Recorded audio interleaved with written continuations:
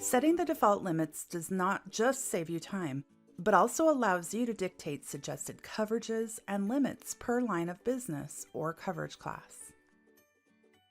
You may have noticed as you are entering limits in a policy that several limits are added as you select a class. This is the default limits at work. Of course, once the defaults are loaded to the policy, you are able to modify or delete the lines to suit the coverages of this particular policy, but this initial prefill can save you much time. To set up the default limits, click the icon here. In the Set Limits Defaults window, you have all the limits listed, first by class, then by coverage.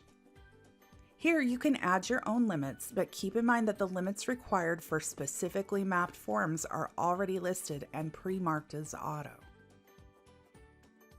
Let's focus on workers' compensation limits. I type in WO to go to that area of the list. As I review, I see 3 limits already marked as auto, which are the 3 main limits listed on the certificate of liability. I can edit the suggested limit or deductible, or change the default if needed.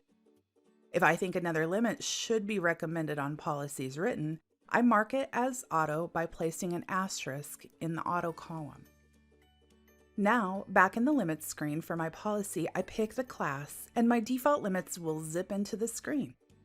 Modify anything you need or delete any coverages not applicable to the policy, then click OK.